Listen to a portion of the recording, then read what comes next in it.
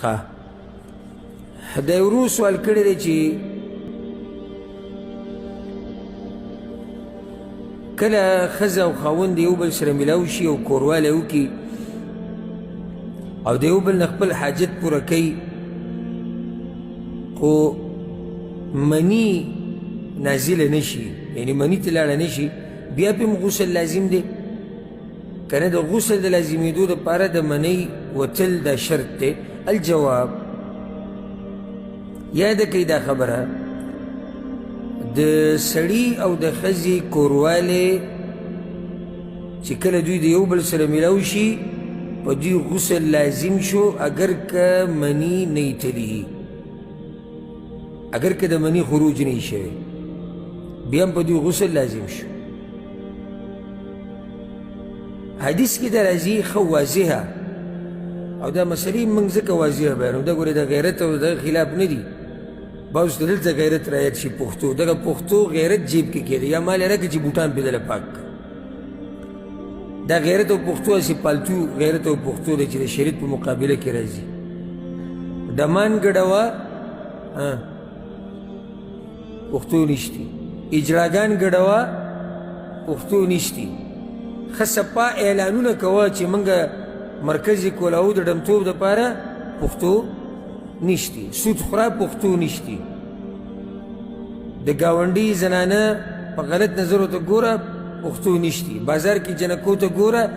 پښتو نشتی بازار کې جنکو لنډې تنګې جامې پښتو نشتی د انډیا فلم په کور کې دننه چلوه پښتو نشتی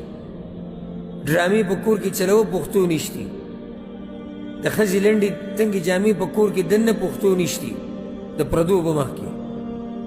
کنځلې کوه په کور کې د وړو په مخ کې د ښځې په مخ کې د مور پلار په مخ کې پښتو نشتی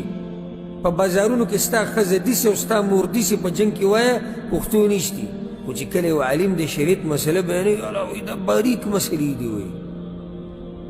باریک مسلې دي او زموږ د پښتنو معاشره د دې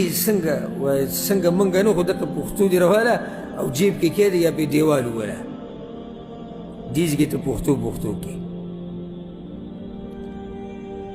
دا مسلې واضحه بیانول پکار دي چې په دې باندې خلک پوه شي دا زه تاسو ته یقیني وایم ما نه تپوسونه شوي دي ډېر خلک د عوامو دا سوچ دی چې غسل کله واجبېږي چې کله مني وځي او د ډېر وخته پورې دا مسله هم دقه شان روانه کړې وه ښځه خاوند یو بل سره میلاو شو غسل به یې نه کوي چې دا خو مني نه اتلې زموږ نه مسله هغه داسې د حدیث کې دي ګوره او پیغمبر صلی الله علیه وسلم وایي د ټولو نه زیات غیرتي دی الله دی او بیا په الله پسې غیرتي هغه وایي زه یم